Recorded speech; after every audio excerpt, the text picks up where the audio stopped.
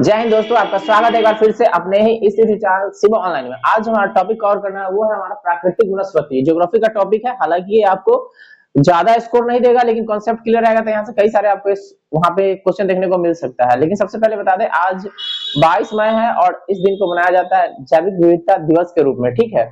और चलते चलते आपको बताना चाहेंगे, वैसे छात्र जो जीडी में एग्जाम क्वालिफाई किए थे उनका रिजल्ट आ गया, उनको बहुत बहुत मुबारकबाद।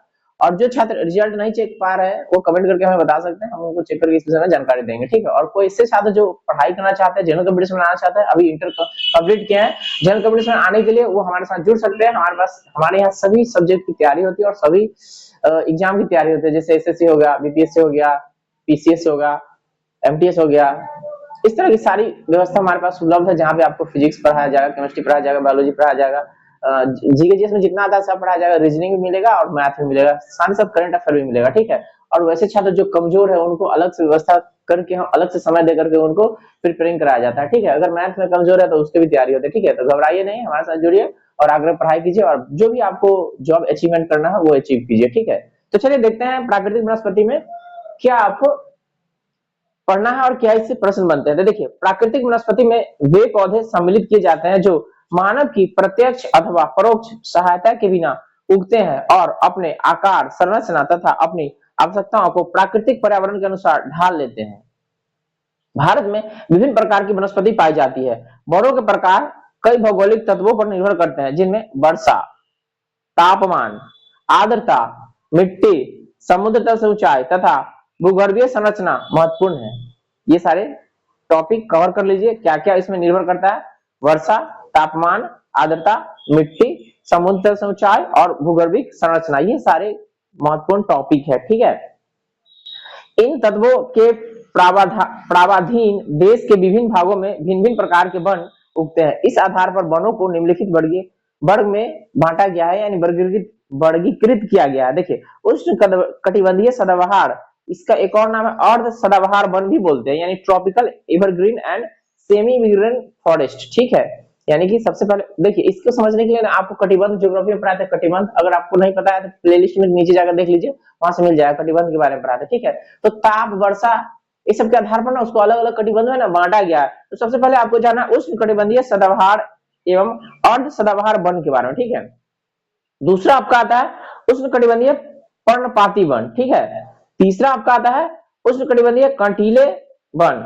चौथा आपका होता है बिलांचली वन और वह अनुपम वन, बिलांचली वन व अनुपम वन, अनुपम वन। अगला है आपका पर्वतीय वन, ठीक है, यानी माउंटेन फॉरेस्ट।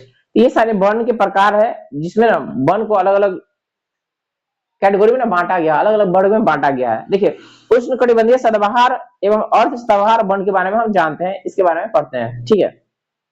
ये वन भारत में अत्यधिक आर्द्र, जहां पे नमी हो, आर्द्रता हो, वहां पे मिलते हैं। आर्द्र तथा उष्ण भागों, उष्ण मतलब गर्मी, उष्ण भागों में मिलते हैं। इन क्षेत्रों में औसतन वर्षा 200 सेंटीमीटर से अधिक होती है, यानी जहां पे भारत में तापमान इस प्रकार के होंगे, वर्षा इस प्रकार के होंगे, यानी 200 सेंटीमीटर की वर्षा होते हैं, और जहां आर्द्रता 70% होता है वहां पे मिलेगा उष्ण कटिबंधीय सदाबहार एवं अर्ध सदाबहार वन। इन क्षेत्रों में औसतन तापमान 22 डिग्री सेल्सियस से अधिक रहता है। उच्च आर्द्रता तथा तापमान के कारण ये वन बड़े सघन तथा ऊंचे होते हैं, मतलब ऊंचाई इसकी बड़ी होती है और सघनता होती है, मतलब घन होते हैं। विभिन्न जाति के वृक्षों के पत्तों के गिरने का समय भिन्न भिन्न होता है, यानी अलग अलग प्रकार के वन है वो पत्ता ना अलग अलग समय में गिराते हैं, जिस कारण संपूर्ण वन सदाबहार बन रहता है। सदाबहार मतलब सदा हरा भरा रहता है, मतलब कोई पेड़ में पत्ता गिर गया तो कोई में हरा भरा है, ठीक है, समझ गए। भारत में उष्ण कटिबंधीय सदाबहार वन का क्षेत्र असम, इसकी राजधानी दिसपुर, केरल, पश्चिम बंगाल, अंडमान निकोबार द्वीप समूह, मेघालय, मणिपुर, त्रिपुरा, मिजोरम और पश्चिमी तटीय मैदान है। तो यहाँ समय ना उष्ण कटिबंधीय सदाबहार वन मिलता है। एक बार ध्यान रखिए, परीक्षा पूछता है कि उष्ण कटिबंधीय सदाबहार वन किस राज्य में फैला हुआ है, तो राज्य आपको ध्यान में रहेगा तब ना लगाइएगा। कौन कौन राज्य देखिए भारत के, असम चल जाइए, असम यहाँ पे है आपका, ठीक है। उसके बाद आपका है केरल, नीचे चल जाइए, पश्चिम बंगाल उसके बगल में, अंडमान निकोबार एकदम नीचे चल जाइए, ठीक है, अंडमान निकोबार द्वीप समूह, उसके बाद मेघालय चल जाइए बगल में, उसके बाद मणिपुर, त्रिपुरा, मिजोरम और पश्चिमी तटीय मैदान। ये पश्चिम का हमारा तट का मैदान है ना, ये पश्चिमी तटीय मैदान, ठीक है। पता उष्ण कटिबंधीय सदाबहार वनों का मुख्य वृक्ष यहाँ पे क्या क्या मिलता है, ये परीक्षा पूछता है कि उष्ण कटिबंधीय सदाबहार वृक्ष का उदाहरण है। तो पहला आपका सिनकोना, उसके बाद रबर, उसके बाद महोगनी, उसके बाद एबोनी, इसको तो आबनुस कहते हैं, ठीक है। ये सब सदाबहार वन है, उष्ण कटिबंधीय सदाबहार वन। परीक्षा में इसका क्वेश्चन कैसे आता है, पूछेगा निम्नलिखित में से कौन सा उष्ण कटिबंधीय सदाबहार वन के उदाहरण है। अब आप उसको लगाइए, सर्च करते जाइए, छांटते जाइए, ठीक है, तो आपको पता रहेगा तब ना। सिनकोना, रबर, महोगनी, एबोगनी, आबनुस। हम एक बार बीपीएससी में बैठे थे ना, हमको एग्जाम पूछा था ये क्वेश्चन, ठीक है। टीआरए में भी पूछा है, टीआरए में भी ये क्वेश्चन आया है, ठीक है। तो यहाँ से एक क्वेश्चन आता है, उष्ण कटिबंधीय सदाबहार वन में कौन से वन पाए जाते हैं, उसके नाम आपको पिक आउट करके आंसर लगाना होगा। फिर से बता दे रहे हैं, cinchona, rubber, mahogany, ebony, ebony को कहते हैं आबनुस, ये सब उष्ण कटिबंधीय सदाबहार वन के उदाहरण है, वहां पे पाए जाते हैं। उष्ण कटिबंधीय अर्ध सदाबहार वन इन्हीं क्षेत्रों में अपेक्षाकृत कम वर्षा वाले भाग में पाए जाते हैं। ये वन सदाबहार वन और आर्द्र पर्णपाती वनों के मिश्रण रूप है। इसमें मुख्य रूप से सिडार, होल्क तथा कैल प्रजाति के वृक्ष पाए जाते हैं। अब दूसरा आपको समझना है, उष्ण कटिबंधीय पर्णपाती अथवा मानसूनी वन, समझ गए। तो अपने यहाँ मानसून अभी आने वाला है ना, मई खत्म हुआ, जून आया, मानसून आ गया। लेकिन कहा जाता है कि पिछले दिन ना बारिश हुआ है आपको महाराष्ट्र में, ज्यादा बारिश हुआ है, ठीक है। कल हाँ कोलकाता में भी हुआ है, बहुत बारिश हुआ है, यानी मानसून आ रहा है। मानसून बहुत तेजी से आ रहा है, कहा जा रहा है कि मानसून आएगा तो इस पर वर्षा कर देगा, एकदम बहुत बारिश करेगा, क्योंकि पहले आ रहा है ना, पहले आ रहा है ना। लेकिन देखो ये बात है कि पहले आएगा ना तब बीच में गायब भी हो जाएगा, ठीक है, जिसका असर फसल में पड़ता है। अगर आया तबाही मचा गया, अब बीच में रुक गया तो फसल तो सूख जाएगा ना, ठीक है, यही बात है, तो बाढ़ आ जाएगा, ठीक।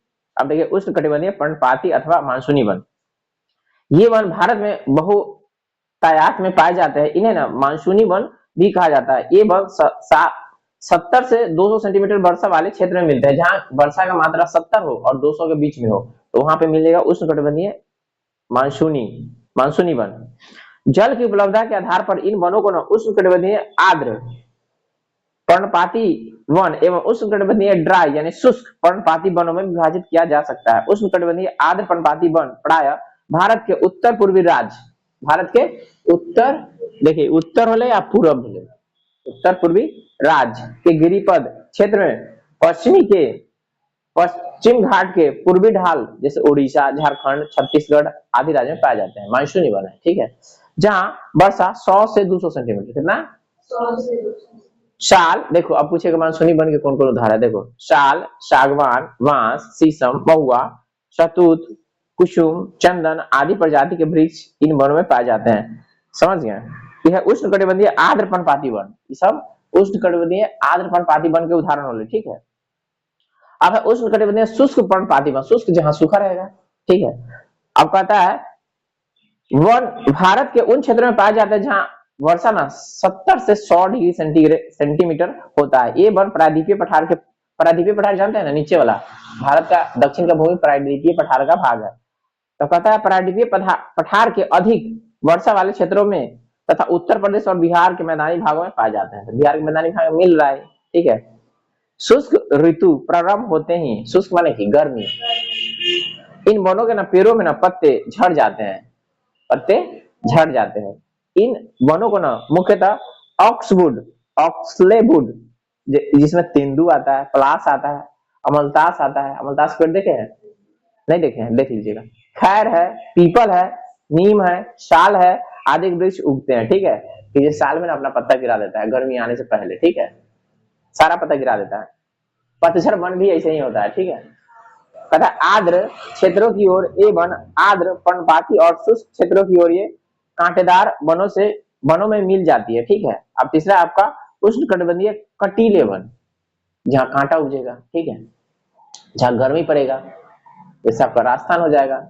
देखिए ये वन भारत के उन क्षेत्रों में पाए जाते हैं जहां वर्षा 70 सेंटीमीटर से कम होती है। इन वनों में प्राकृतिक वनस्पति के रूप में कटीले वन, झाड़ियां एवं कई प्रकार की घासें पाई जाती है। ये मुख्यतः भारत के उत्तर पश्चिम, देखिए उत्तर और पश्चिम, उत्तर और पश्चिम, उत्तर होलो आई पश्चिम होलो, ठीक है, उत्तर पश्चिम पश्चिम पाया जाता है। ये वन दक्षिण पश्चिम पंजाब, पंजाब में भी, हरियाणा, राजस्थान, गुजरात, छत्तीसगढ़, मध्य प्रदेश और उत्तर प्रदेश के और शुष्क क्षेत्रों में भी मिलते हैं।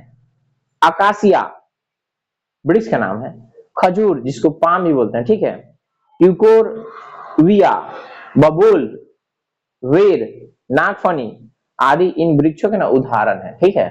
इस समय कांटा भी होता है नागफनी में, बेर में। अब आपका पढ़ना है बिलांचली। बिलांचली से एक बार ना बीपीएससी में क्वेश्चन पूछा था, ठीक है, टीआरई वाला में। इसका दूसरा नाम है अनुपम, ठीक है। अतः भारत में बिलांचली व अनुपम वनों की विकास मुख्यतः आर्द्र क्षेत्र, आर्द्र जहां नमी रहता है इसको दलदल भी कहते हैं, आर्द्र क्षेत्र, डेल्टाई क्षेत्र एवं समुद्री क्षेत्र में होते हैं। आर्द्र भूमि क्षेत्र के अंतर्गत दक्षिण के दक्कन पठार, जलाशय और दक्षिण पश्चिम तटीय क्षेत्र के लैगून व अन्य आर्द्र भूमियां हैं। अब देखिए इसमें क्या क्या है ऐसे, राजस्थान, गुजरात, कच्छ के लवणीय जल जहाँ नमक वाला होता है, समुद्र किनारे लवण ही होता है ना, वाली भूमि। गुजरात के पूर्व से राजस्थान, केवलादेव राष्ट्रीय उद्यान, राजस्थान में पढ़ा है ना केवलादेव राष्ट्रीय उद्यान, वहां पे पाया जाता है। एवं मध्य प्रदेश में भारत के पूर्वी तट पर डेल्टाई आर्द्र भूमि व लैगून, चिल्का झील उड़ीसा में, वहां पे भी यही मिलता है। भारत की सबसे बड़ी खारे पानी की झील, आप पूछेगा पूर्वोत्तर तट का सबसे बड़ा खारे पानी का झील तो चिल्का झील, तो कौन राज्य में, तो उड़ीसा, तो एक नंबर मिल गया। गंगा के मैदानी भाग में स्थित ताजे जल के दलदली क्षेत्र, ब्रह्मपुत्र घाटी के बाढ़ के मैदान तथा उत्तर पूर्वी भारत का ना हिमालय गिरिपथ क्षेत्र में दलदली एवं अनूप क्षेत्र मिलते हैं, यानी अनूप को ही बोलते हैं बिलांचली, ठीक है। जम्मू एवं कश्मीर का लद्दाख की पर्वतीय झील एवं नदियां, अंडमान और निकोबार द्वीप समूह के मैंग्रोव वन, तो मैंग्रोव वन से सबसे बड़ा है सुंदरबन, पता है ना, सुंदरबन की डेल्टा मैंग्रोव की सबसे बड़ी है, लेकिन मैंग्रोव वन अंडमान निकोबार में भी पाया जाता है, ये बात भी जान लीजिए, ठीक है। तब मैंग्रोव वनस्पति लवणीय, लवणीय जहां नमक होता है, दलदलीय, ज्वारीय, क्रीक, पंख मैदानों तथा ज्वार नदमुख के तटीय क्षेत्र में पाए जाते हैं, जिनकी जड़ें पानी में डूबी रहती है, जड़ रहता है पानी में, ठीक है। भारत में मैंग्रोव वनस्पति का अत्यधिक विकास पश्चिम बंगाल में। अगले क्वेश्चन ये ना एक बार यूपीएससी में पूछा था कि भारत में सबसे ज्यादा मैंग्रोव वन कहाँ है, पश्चिम बंगाल में, ठीक है, लेकिन प्रतिशत में पूछ दे तो फिर अलग अलग डेटा हो जाए, ठीक है। तो चलिए पश्चिम बंगाल, उसका नाम क्या है, सुंदरबन डेल्टा, सुंदरबन डेल्टा क्षेत्र एवं अंडमान निकोबार द्वीप समूह में हुआ है, मतलब कि एक नंबर पर पश्चिम बंगाल है, दो नंबर पर अंडमान निकोबार द्वीप समूह है, लेकिन अंडमान निकोबार द्वीप समूह छोटा क्षेत्र में है ना। हाँ, ये वनस्पतियां महानदी गोदावरी, कृष्णा, कावेरी नदियों के डेल्टाई भागों में भी मिलती है, माने इसके अलावा इस सब के डेल्टा भाग में भी मिलते हैं। सुंदरबन में सुंदरी वृक्ष, पूछेगा सुंदरी वृक्ष कहाँ मिलता है, तो सुंदरबन में, आई है कहाँ, पश्चिम बंगाल में। बहुलता, बहुलता है, बहुलता माने बहुत मिलती है, ठीक है, जिसके नाम से ही इसे सुंदरी कहा जाता है, मतलब यहाँ इसका नाम है इसने, ठीक है, इसे सुंदरबन कहते हैं, वहां सुंदरी वृक्ष मिलता है, ठीक है, इसलिए उसका नाम है सुंदरबन, ठीक है। देखिएगा जाइएगा ना तो वहां रॉयल बंगाल टाइगर मिलता है, कौन परीक्षा में पूछता है, रॉयल बंगाल टाइगर कहाँ पाया जाता है, सुंदरबन में, कहाँ, पश्चिम बंगाल में। अब है पर्वतीय वन के बारे में समझना, ठीक है। पर्वतीय क्षेत्रों में ऊंचाई में वृद्धि तथा तापमान में आने वाली कमी के साथ साथ प्राकृतिक वनस्पति के वितरण में भी परिवर्तन होता है। परिवर्तित पर्वतीय वनों को ना पर्वतीय उपोष्ण कटिबंध वन, पर्वतीय समशीतोष्ण वन और अल्पाइन वन एवं अल्पाइन वन के रूप में विभाजित किया गया, माने कि पर्वतीय वन को अलग अलग कैटेगरी में बांटा गया, वो ये सारे कैटेगरी है। तथा पर्वतीय उपोष्ण कटिबंधीय वनों को अंतर्गत चौड़ी पत्ती वाले वन, पाइन एवं शुष्क सदाबहार वन आते हैं। चौड़ी पत्ती वाली वन पूर्वी हिमालय एवं पश्चिमी घाट के साथ साथ सांत घाटी, बताए थे ना, सांत घाटी कहाँ है, पलक्कड़, जिला पलक्कड़, साइलेंट वैली बताए थे ना, हाँ केरल में पाए जाते हैं। सांत घाटी में जहां इस प्रकार के वनों में पुंसपार नाम है, दालचीनी, तो सब्जी बनाते हैं दालचीनी रखते हैं, दालचीनी, रेडोडेंड्रॉन तथा सुगंधित घास, मतलब खुशबू वाला घास, घास से खुशबू आता है, सुगंधित घास पाई जाती है। वहीं चंदन, हाँ वो तो सुगंधित है ना। वहीं पूर्वी हिमालय क्षेत्र में ओक, एल्डर, चेस्टनट, वर्च एवं चेरी जैसे पेड़ पाए जाते हैं। पाइन वन मुख्यतः शिवालिक पर्वत के शुष्क भागों में, तब बताया ना हिमालय के 4 गो है, जिससे नया वाला सबसे नया वाला है जिसको गिरिपाद कहते हुए शिवालिक जो बिहार तक फैला हुआ है, ठीक है, भारत में भी है। हाँ, पाइन वन मुख्यतः शिवालिक पर्वत के शुष्क ढालों में पश्चिम एवं मध्य हिमालय, खासी, नागा एवं मणिपुरी पहाड़ी के नाम है। उधर पता था गारो, खासी, जयंतिया, एक और नाम है खासी, नागा एवं मणिपुरी। दरोगा क्वेश्चन पूछा था एक बार कि गारो, खासी, नीलगिरी तो क्या है, तो ये सब पहाड़ी है और उसी पर पहाड़ी पर लोग रहते हैं ना, तो उसको जनजाति कहते हैं। मतलब उसी पहाड़ी पर जो लोग निवास करते हैं वो जनजाति है, गारो खासी जनजाति, ठीक है। और गारो खासी पहाड़ी के ऊपर रहते हैं, ठीक है। तो परीक्षा में एक बार पूछा था, गलती मार दिए थे, जनजाति मार दिए थे, लेकिन ये पहाड़ी है। गारो खासी जयंतिया क्या है, हिमालय की एक पूर्वोत्तर श्रेणी का पहाड़ी है। अब पहाड़ी पर जो यावर जिंदगी बिताने वाले लोग रहते हैं उसको कहते हैं उस जाति के लोग, ठीक है। उसी पहाड़ी के नाम से ना उसको जाना जाता है, ठीक है, समझ गए। इस साल 2017 या 15 का दरोगा क्वेश्चन था, ठीक है, शायद। कहता यहाँ चीर, ओक, रोडोडरन एवं पाइन वृक्ष पाया जाता है। शुष्क सदाबहार वन शिवालिक पर्वत एवं हिमालय की तलछटी में लगभग 1000 मीटर की ऊंचाई पर पाया जाता है। अब आपको पढ़ना है पर्वतीय शीतोष्ण वन। अब देखिए यहाँ पे क्या होता है, पर्वतीय शीतोष्ण वनों को आर्द्र, नम एवं शुष्क वर्गों में वर्गीकृत किया जाता है।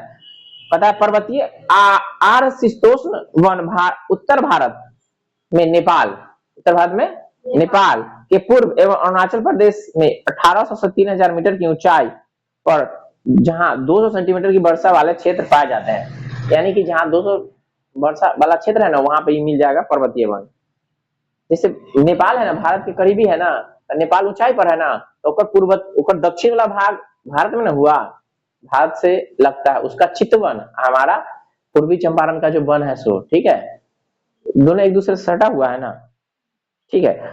दक्षिण भारत में ये वन नीलगिरी पहाड़ी एवं केरल की ऊंचाई वाले क्षेत्रों में पाए जाते हैं। उत्तर में इन वनों के 3 परत पाए जाते हैं। उच्च परत के रूप में शंकुधारी वन, ये पूछता है शंकुधारी वन।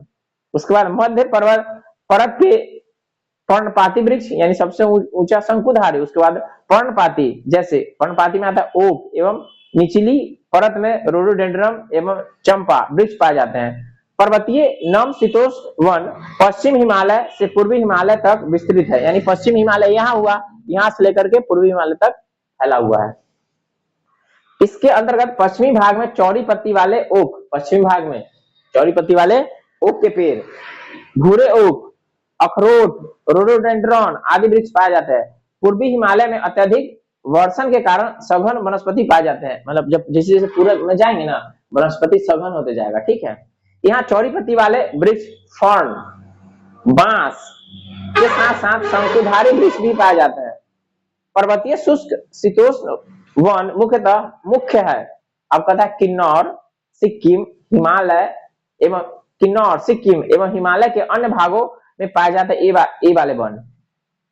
इन वनों में छोटे शंकुधारी वृक्ष ओक, मैपल, एस जैसे वृक्ष पाए जाते हैं। वहीं अधिक ऊंचाई पर फर, जूनिफर, पूछता है परीक्षा जूनिफर के बारे में, देवदार एवं चिलगोसा भी पाए जाते हैं। अब तुमको जानना है अल्प अल्पाइन वन के बारे में। अल्प अल्पाइन वन में क्या है, चलिए कवर करते हैं।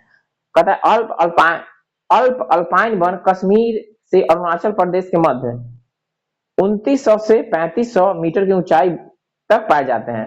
पश्चिम हिमालय के अंतर्गत जूनिफर वृक्ष का नाम है, जूनिफर, रोडोडेंड्रॉन, बीलो जेकर बैट बनता है, बैट जानते हैं ना, हल्का वाला बीलो एवं फालसेव वनस्पति पाई जाती है। वहीं पूर्वी भाग में लाल फर, काला जूनिफर, वर्ज जिसको ना भोजपत्र कहते हैं, भोजपत्र, अरे भोज में पत्ता नहीं बनता है, हाँ कौन पत्ता बनता है, वर्ज के, ठीक है, समझ गए, वर्ज भोजपत्र इसको कहते हैं। लार्ज समान रूप से ना पाए जाते हैं। अब तो भोज वाला पत्ता तो अब दूसरे वाला ना आ गया, पहले पेड़ के पत्ता चलता था, अब यो है ऑर्डर करेगी तो पेड़ के पत्ता वाला मिल जाएगा, बनता आता है, लेकिन सब लोग नहीं पसंद करता है, ठीक है। पहले तो केले के पत्ते में खाते थे प्यार से बैठ के, ठीक है। चलिए, लेकिन अभी तमिलनाडु में केले के पत्ता पर खाते हैं, समझ गया, जाइएगा ना तो बहुत प्यार से खिलाएगा आपको कुत्ता लगा के, ठीक है। अल्पाइन वनों को नम एवं शुष्क के रूप में विभाजित किया जाता है। नम अल्पाइन वन हिमालय में सभी स्थानों के साथ साथ म्यांमार सीमा के निकटवर्ती उच्च पहाड़ियों में पाए जाते हैं। इनमें छोटी पहाड़ियां, काई एवं फर्न, रोडोड्रम एवं वर्ष पाए जाते हैं। यह वर्ष है जिक्र ना भोजपत्ता बनता है। परीक्षा वर्ष नहीं लिखता है भोजपत्ता वाला के, दूसरा नाम लिखता है जो हम आपको बता देंगे।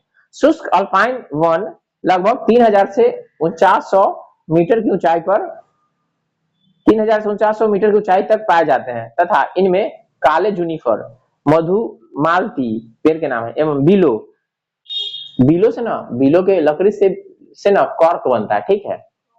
हाँ, बीलो वनस्पतियां पाई जाती है। भारत वन स्थिति रिपोर्ट 2021 के अनुसार भारत में पाए जाने वाले वनों के कुछ अधिकारी डेटा है जो आपको देख लेना है, ठीक है। चलिए आगे बढ़ जाते हैं। कहता है देवतार वृक्ष का नाम है देवतार। देवतार के वृक्ष पश्चिमी हिमालय में पाए जाते हैं, ठीक है, जो 1500 से 3000 मीटर से अधिक ऊंचाई पर पाए जाते हैं। तो परीक्षा में एक बार बीपीएससी पूछा था कि निम्नलिखित में से कौन सा वृक्ष 1500 से 3000 की ऊंचाई पर पाया जाता है? देवतार। देवतार समुद्र से सर्वाधिक ऊंचाई पर पाए जाने वाला वृक्ष है। तो इसमें पूछेगा कि निम्नलिखित में से कौन सा वृक्ष समुद्र तल से सबसे ऊंचाई पर पाए जाते हैं? तो नाम है देवतार, देवता है देवतार, ठीक है। प्रायद्वीपीय पहाड़ों पर मुख्यतः